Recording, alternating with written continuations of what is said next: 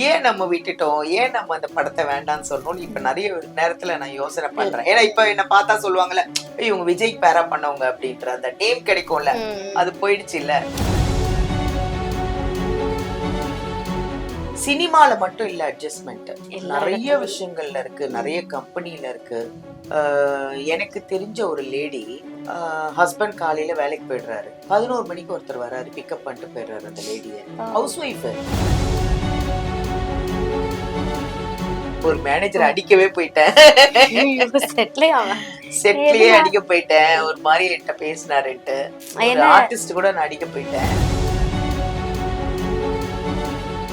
அப்பெல்லாம் வந்து நடிக்கணும், ஸ்ட்ரக்சரா இருக்கணும், இதெல்லாம் அந்த டைம்ல எல்லாம் எல்லாமே இருந்தா மட்டும்தான் சக்சஸ் ஆக முடியும். பட் இப்ப அப்படி கிடையாது, எதுவும் இல்லைனாலும் சக்சஸ் ஆயிடும். ஏன்னா என்ன ரொம்ப சின்ன பொண்ணு, என்ன ரொம்ப வச்சு செஞ்சாங்க அந்த படத்துல. இவ்வளோ பப்ளிக், கொடைக்கானல்ல பப்ளிக்ல இதெல்லாம் போட்டு ஏன் தாலி அறுக்குறீங்க அப்படின்னு முன்னாடியே கேட்டாரு. எல்லாரும் வேடிக்கை பார்த்துட்டு இருக்காங்க. அழுதேன்னா அழுதேன், அவ்வளோ அழுதுட்டேன். நான் இனிமே இந்த படத்துல நடிக்கவே முடியாது. விஜய்க்கு என்னுடைய வாழ்த்துக்கள். அவர் வரை இப்ப அரசியல்ல வந்திருக்காரு. உண்மையிலே ரொம்ப நல்லா சக்சஸ் ஆகணும். ஒரு முதலமைச்சரா வந்து நிறைய குழந்தைங்களை படிக்க வைக்கணும். மெயின் எனக்கு என்னோட ஆதங்கமே எனக்கு குழந்தைங்களை நிறைய படிக்க வைக்கணும்ன்றது ஒரு ஆசை எனக்கு.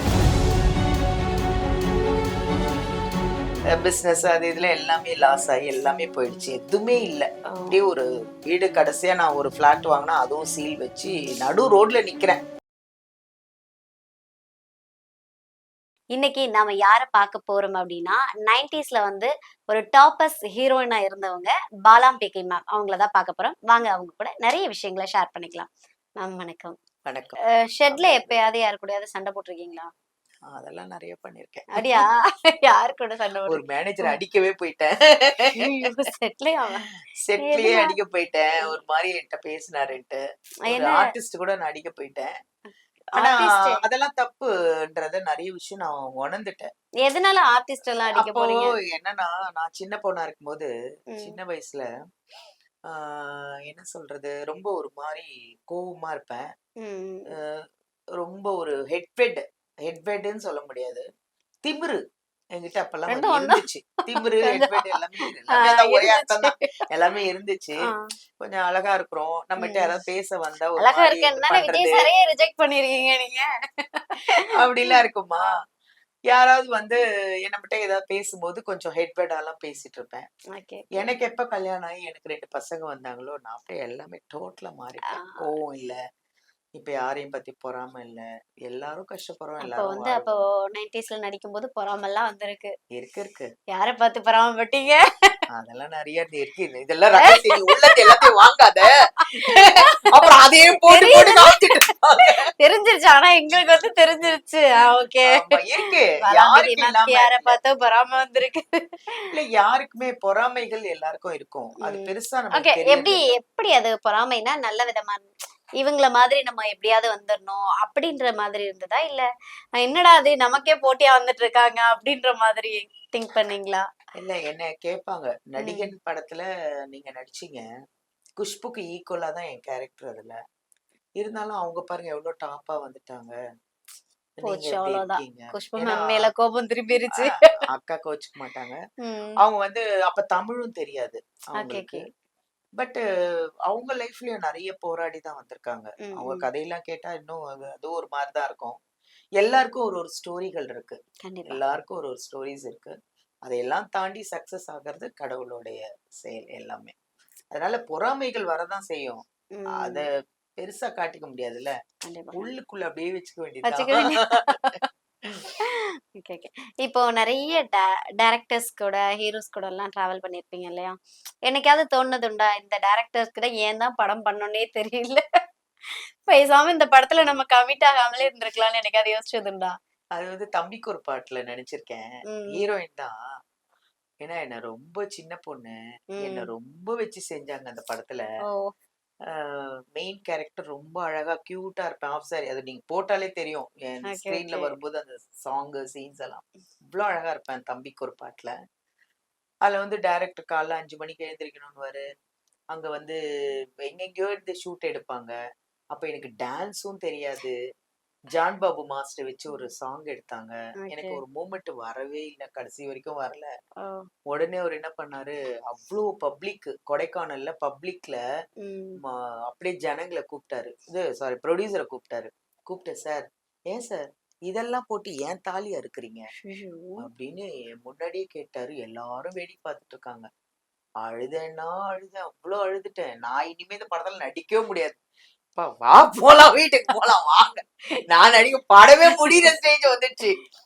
சீரியல்லாம் கூட ஆள மாத்திருவாங்க. படத்துல எப்படி மாத்த முடியும்? கண்டிப்பா. அப்புறம் புரொடியூசர் கூப்பிட்டு பேசி எனக்கு எவ்ளோ dairy milk, chocolate, biryani, fruits என்னென்னவோ குடுத்து என்ன பேசி கீசி கவர் பண்ணி அதாவது உங்கள ஆமா, கவர் பண்ணணும்னா சாப்பாட ஆமா. வாங்கி குடுத்து கவர் பண்ணிரலான்றீங்க. இல்ல, என்ன திட்டிட்டாரு என்ன. அப்புறம் வந்து எப்படியோ கஷ்டப்பட்டு அந்த படத்துல நடிச்சேன். ம். ஏன்னா அப்ப வந்து சில்க் சுமிதா மேம் இருக்காங்கல்ல, ஆமா. அவங்க தான மெயினு. ம். அவங்க உட்கார்ந்துட்டு இருக்கும்போது, நம்ம ஒரு ரூம்ல உட்காரும்போது, நம்ம அவ்வளோ ஒண்ணும் நம்மள இது கேர் எடுத்துக்க மாட்டாங்க. மேம் ம். தான் கேர் எடுத்துப்பாங்க. அதெல்லாம் எனக்கு ஒரு மாரி இருக்கும். ஒரு இரிட்டேட்டா இருக்கும். ஓகே. என்னடா ஜூஸ் இது? கொண்டாந்து அவங்களுக்கு குடுக்குறாங்க. நம்மளும் இருக்கோம். நமக்கு இன்னும் குடுக்கவே இல்லையே. நம்ம கேட்டோம் இன்னும் இளநீர் வரலையே, ஜூஸ் வரல. ம். அவங்களுக்கு மட்டும் கொண்டாந்து தராங்களே அப்படின்னு. எனக்கு அப்ப தெரியல. அவங்க ம். பெரிய ஆளுன்றது எனக்கு அப்படி பெருசா தெரியல. இல்ல நம்ம ஒரு ரோல் ஆமா. அதுவும் ஹீரோயினா பண்றோம். ஆ. அப்ப நமக்கு என்ன தோணிருக்கும்? ஏய் நான் தான் ஹீரோயின் எனக்கு குடுங்கப்பா ஃபர்ஸ்ட் அப்படிதான் தோணியிருக்கும் இல்லையா? ஆமாமா. Okay, okay. பேசுவேன் அவங்ககிட்ட அப்பப்போ குட் மார்னிங் சொல்வேன், ம். பேசுவேன். ஏதாவது ஒரு நேரம் அவங்க நல்ல மூட்ல இருந்தா பேசுவாங்க. Okay, okay. Silk Smitha ma'am. அவங்களோட சில நேரம் பேச டெத்துன்றது மாட்டேன். வந்து எல்லாராலயும் ஏத்துக்க முடியாத ஒரு இருந்தா விஷயம். இன்னைக்கு வரைக்கும் நடிச்சிட்டு இருப்பாங்க. அதே என்ன ரீசன் மேம்? ஸ்ட்ரக்சரா தான் ஆமா, இருப்பாங்கன்னு ஆமா. நெனைக்கிறேன். கண்டிப்பா. அவங்க எந்த மாற்றம் இப்பல்லாம் ஆமா, நதியா ஆமா. மேம்லாம் பாத்தீங்கன்னா, அப்படியே அந்த சின்ன யங்கா பொண்ணா இருக்காங்க இன்னும் அப்படியே. அப்படியே மெயின்டெயின் பண்றாங்க. எப்படின்னு தெரியல. மேம்ட்ட தான் டிப்ஸ் இல்ல கேட்கணும். அது என்னன்னா, ம். கவலை இல்லாம, கஷ்டம் இல்லாம, நம்ம நல்லா இருக்கோம், நிம்மதியா இருக்கோம்னாலே முதல்ல அழகா தான் இருப்போம். இளமையாவே ஓகே. இருப்போம். இந்த ம். ஸ்ட்ரெஸ்ன்னு ஒண்ணு வந்துச்சுனாலே, முகம் போயிடுது, ம். கலர் போயிடுது, அழகு போயிடுது. என்ன பண்றது? அவங்களுக்கு எந்த ஸ்ட்ரெஸ்ஸும் இல்ல. நல்லா இருக்காங்கன்னு நெனைக்கிறேன். நதியா நம்ம மேம்லாம் அதான் நெனச்சுக்க அழகா வேண்டியதுதான். இருக்காங்க. மேம் இப்போ வந்து அந்த இன் பிட்வீன் இப்போ பாத்தீங்க அப்படின்னா, நெறைய ப்ராப்ளம்ஸ் போயிட்டு இருக்கு. சோசியல் மீடியாவ தொறந்தாலே. சினிமானாலே அட்ஜஸ்ட்மென்ட் அப்படின்ற ஒரு பார்ட் ஆஃப் டாக் போயிட்டே இருக்குது. நீங்க ஆனா வந்து ஒரு இடத்துல பேசும்போது சொல்லியிருந்தீங்க, இல்ல விஜய், அஜித் படத்துல அப்போ நடிக்கிறதுக்கு வந்து நெறைய அட்ஜஸ்ட் பண்ண வேண்டியதெல்லாம் இருந்தது. ஸோ அதனால நெறைய பட வாய்ப்புகள் மிஸ் ஆயிடுச்சு அப்படின்னு சொல்லியிருந்தீங்க. உண்மைதானா? சினிமால மட்டும் இல்ல அட்ஜஸ்ட்மென்ட். எல்லா நெறைய இடத்துலயும். விஷயங்கள்ல இருக்கு. நெறைய ம். கம்பெனில இருக்கு. எனக்கு தெரிஞ்ச ஒரு லேடி, ம். ஹஸ்பண்ட் காலையில வேலைக்கு போயிடுறாரு. ஓகே. 10 மணிக்கு கிளம்பிடுறாரு. 11 மணிக்கு ஒருத்தர் வராரு. பிக்கப் பண்ணிட்டு போயிடுறாரு அந்த லேடிய. ஓ! House wife. இப்ப இது கூட ஒரு பிரச்சனை வரலாம். பட் அத பத்தி நான் கேர் பண்ணல. நான் என்ன சொல்றேன்னா, சினிமாவையே ஏன் சொல்றீங்க ஆமா. அட்ஜஸ்ட்மென்ட், அட்ஜஸ்ட்மென்ட்ன்னு? எல்லாரும் அப்படிதான். எல்லா இடத்துலயும் இருக்கு. எல்லாரோட வியூவும் என்ன இருக்குன்னா, ஹீரோயினா அப்ப அட்ஜஸ்ட் பண்ணியிருப்பாங்க. சினிமால இருக்காங்களா? அட்ஜஸ்ட் பண்ணியிருப்பாங்க. ஒரு ஹை பொசிஷன் போயிருக்காங்களா? அட்ஜஸ்ட் பண்ணி ஏன் பெண்கள்னாலே வந்து அப்படிதான் சம்பாரிக்கணும்னு என்ன அவசியம் இருக்கு? பட் எல்லா எல்லாரும் அப்படிதான் பெண்களும் அப்படி சொல்றாங்க. இல்லடா. ஆ எல்லா பெண்களும் இல்ல. கண்டிப்பா. இப்ப சினிமாவிலேயே நான் அதெல்லாம் எதுவுமே இல்ல. நான் இப்படித்தான் பண்ணுவேன். எனக்கு ம். திறமை இருக்கு. வாய்ப்பு குடுங்க அப்படின்னு இருக்கிறவங்களும் இருக்காங்க. கண்டிப்பா. இப்ப அதே மாரி கம்பெனிலயும் நீங்க வெறும் திறமைய பார்த்து எல்லாம் டிராவல் பண்ணீங்கன்னா, இப்ப நடக்கிற கதையே இல்ல. ம். நெறைய அட்ஜஸ்ட்மென்ட்டும் நெறைய கம்பெனிஸ்லயும் இருக்கு. நெறைய ம். வெளியிலயும் இருக்கு. ஃபேமிலிலயும் இருக்கு. நான் நெறைய என் கண்ணால நெறைய பார்த்துட்டு இருக்கேன். ஓகே. ஆனா, சினிமால மட்டும் ஏன் இப்படி சொல்றீங்கன்னா, சினிமா தான் நம்மள அப்படியே காமிக்கிறாங்க. இவங்க ஆ. தான் அப்படின்னும்போது, அவங்களையே நம்ம பார்க்குறோம். ம். ஓஹோ! இவங்க தான் அட்ஜஸ்ட் பண்ணியிருப்பாங்களோன்றது இவங்கள பத்தி பேசும்போது ஸ்க்ரீன்ல தெரியுதுல்ல. அதனால ம். நம்ம பார்த்துறோமே ஒழிய, நீங்க வெளியில போய் பார்த்தீங்கன்னா, நெறைய அட்ஜஸ்ட்மென்ட் நெறைய இந்த மாரி ஒரு கேவலமான விஷயங்கள்லாம் நெறைய விஷயம் நடக்குது. புரியுது. ஆமா. நாட் ம். Only cinema. பட் சினிமா தான் ரொம்ப பேசப்படுது. Okay, okay, okay. சினிமால அட்ஜஸ்ட்மென்ட்ன்றது சில பேருக்கு விருப்பம் இருக்கலாம். ம். ஓகே. நான் அட்ஜஸ்ட்மென்ட் பண்ணிக்கிறேன். ம். எனக்கு வாய்ப்பு குடுங்க. இப்ப ஹீரோயினா நெறைய வருது. பேர் இப்போலாம் நெறைய பேர் அப்படி மாறிட்டாங்கன்னு நெனைக்கிறேன். நம்ம ஃபேம் ஆகணும் அப்படின்றதுக்காக வாலண்டியராவே ஓகே அட்ஜஸ்ட் இல்ல, அந்த இல்ல. மாதிரி. நீங்க தப்பா சொல்றீங்க. ம். இப்ப ரொம்ப கம்மியாயிடுச்சு. ஓ! நான் நெனைக்கிறேன் மேபி. ஏன்னா, இப்ப நெறைய வந்து திறமையான குழந்தைங்க நெறைய வந்துட்டுருக்கு. ம். ஆம்பள பசங்க எல்லாம் இப்ப சின்ன டீனேஜ் பசங்க எல்லாருமே. டைரக்டரா இருக்கட்டும், புரொடியூசரா இருக்கட்டும், ம். டைரக்ட் பண்ற எல்லா குழந்தைங்களும் வந்து பார்த்தா டீனேஜ் பசங்க. ம்.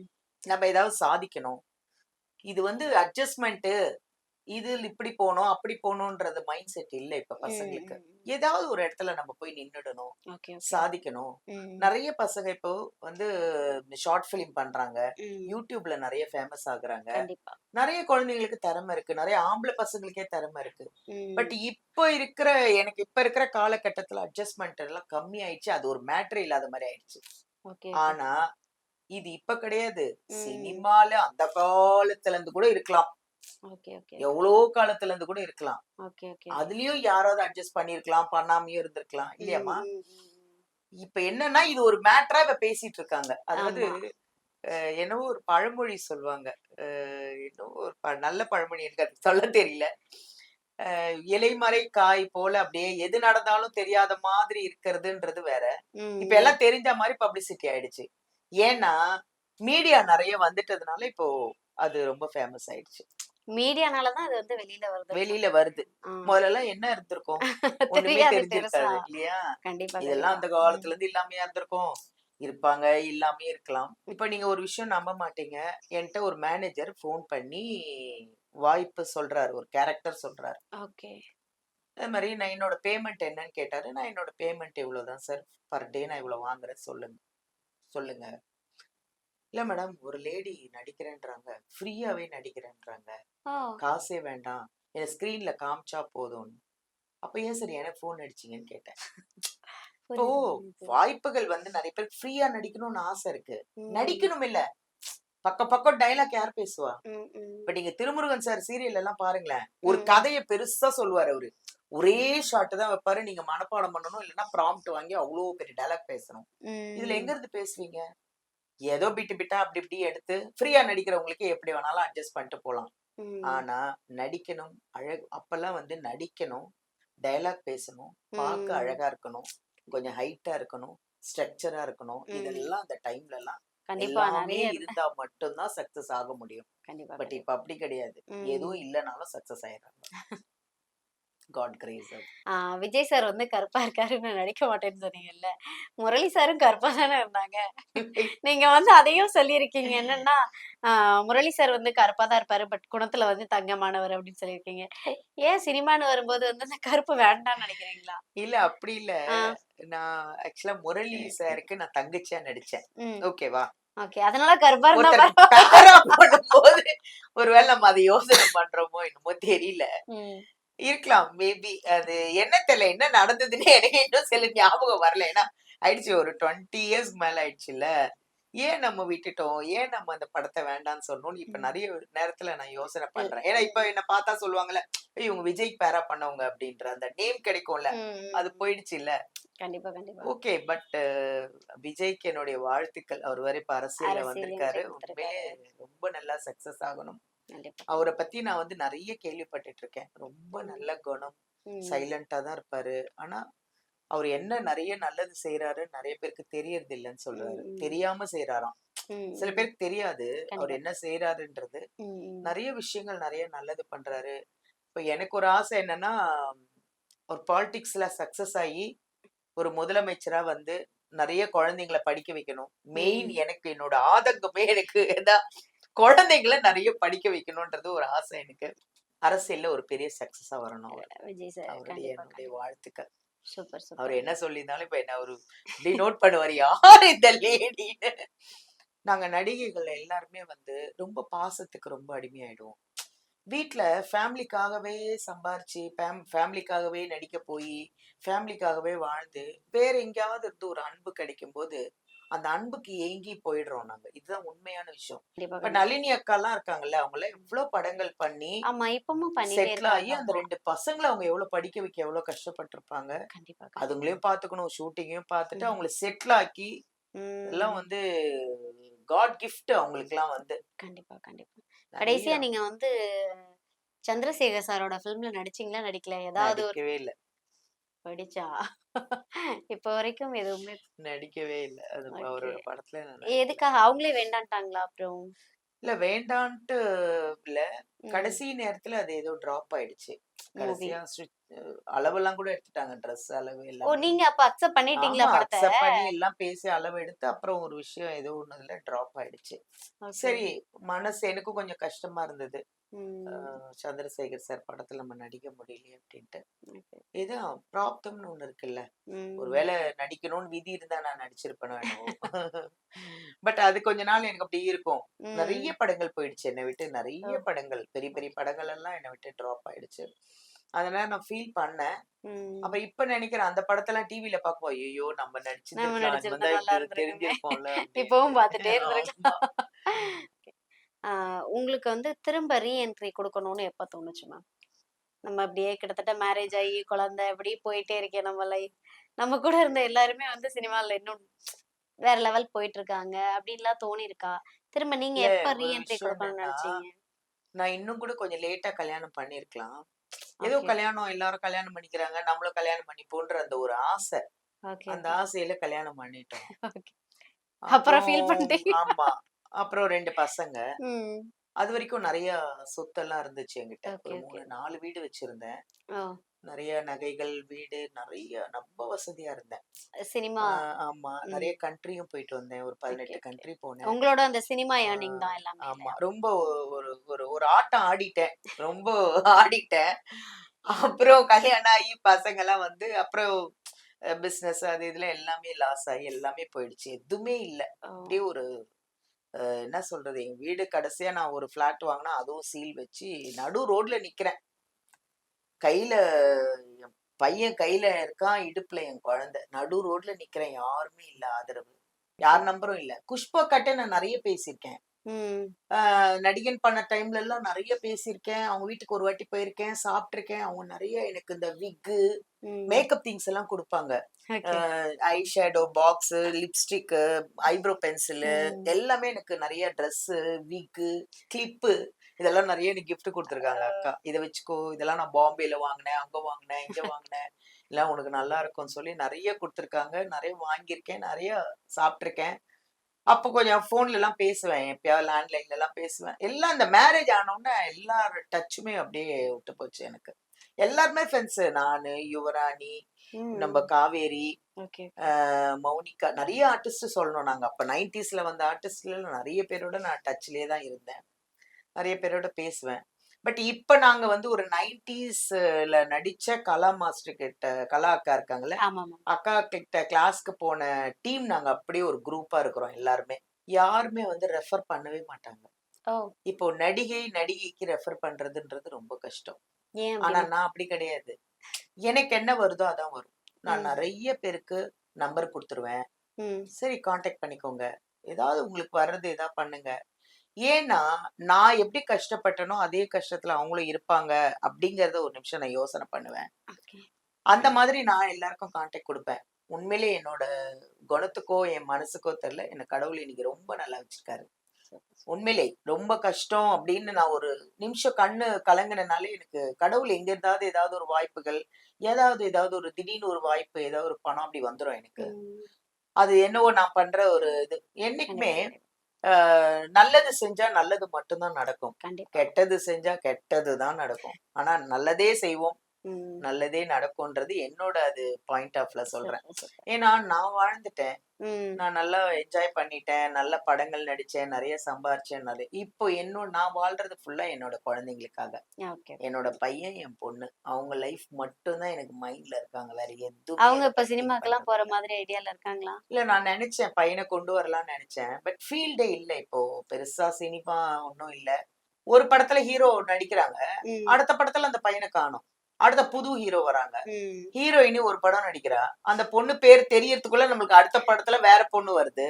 சோ ம். ஃபீல்டு இப்ப ரொம்ப இதாயிடுச்சு. நான் சொல்லிட்டேன். ஒண்ணும் வேணாம். நல்லா படிங்க. அழகா சம்பாதிங்க. சினிமாவே நிம்மதியா வேண்டாம். இருங்க. சினிமாவே வேணான்ட்டேன். 2 பேர்கிட்டயுமே அவங்களுக்கும் சொல்ட்டீங்க. இன்ட்ரெஸ்ட் இல்ல பெருசா. Okay, okay. பொண்ணு வந்து ஷட்டில் காக்ல ரொம்ப ஒரு இப்ப இது. பொண்ணு வந்து சினிமாக்கு போணும்னா, ஓகே அலோவ் பண்ணுவீங்களா? ஓகே. அவங்க விருப்பப்பட்டா நான் அலோ பண்ணுவேன். நடிக்கிறேம்மா அப்படின்னு சொன்னா நான் அலோ பண்ணுவேன். Okay, okay. ஆனா, விருப்பம் இல்லம்மா, எனக்கு அதுலலாம் இன்ட்ரெஸ்ட் இல்ல. நான் ம். நல்லா படிக்கணும். நான் நல்ல ஷட்டில் காக் பிளேயர் ஆகணும்னு சொன்னதுனால, அதனால அந்த அப்படி லைன்ல அப்படி விட்டாச்சு. ஆரம்பிச்சுட்டேன். எனக்கான வாய்ப்புகள் கம்மியாயிடுச்சோ! அப்படின்னு என்னைக்காவது நெனச்சிருக்கீங்களா? அப்படிலாம் இல்லம்மா. ம். ஏன்னா எனக்கு என்ன வருதோ அதான் எனக்கு வரும். என் ஃபேஸுக்கு எனக்கோட ஹைட்டுக்கு என்ன கேரக்டர் வருமோ அதான் வரும். எனக்கு போட்டியானா நெறைய பேர சொல்லலாமே. காவேரியோட நான் ஆக்ட் பண்ணிருக்கேன். ஓகே. யுவராணி நெறைய பேரோடலாம் அன்னைக்கு ஒர்க் பண்ணிட்டேன் நான். ம். யாரும் ஒர்க் பண்ணாத ஆர்டிஸ்ட் கிடையாது. நெறைய பேரோட ஒர்க் பண்ணியிருக்கேன். அந்த டைம்ல எனக்கு இவங்க தான் அப்படின்றது பெருசா தோணல. உங்களுக்கு போட்டியா வந்தது யாரும் கிடையாது. இல்ல, இல்ல. நாங்க எங்கேயாவது மீட் பண்ணிப்போம். "ஏய் என்னடி அந்த படம் என்னதான் கேட்டாங்க? நீ நடிக்கிற" அப்படின்னு நானே அப்படி கேட்டிருக்கேன். சொல்லியிருக்கீங்களா? யார்கிட்ட? நெறைய பேர்ட்ட கேட்டிருக்கேன். எங்கேயாவது கோயில்ல மீட் பண்ணுவோம். ஆ. எங்க எங்க சாலிகிராமத்துல இருக்கிற அப்பலாம் அங்கதான் எல்லாருமே இருந்தாங்களா? ம். எங்கேயாவது மீட் பண்ணிடுவோம். "ஏய் என்னடி அந்த படம் என்னதான் பேசுனா? நீ நடிக்கிற? என்ன?" அப்படின்றதெல்லாம் சண்டைக்கு கேட்போம் போயிர அப்படி. வேண்டியது தானே. ஓகே. எனக்கு என்னடி தெரியும்? என்ன கேட்டாங்க நான் நடிக்கிறேன் அப்படின்னுவாங்க.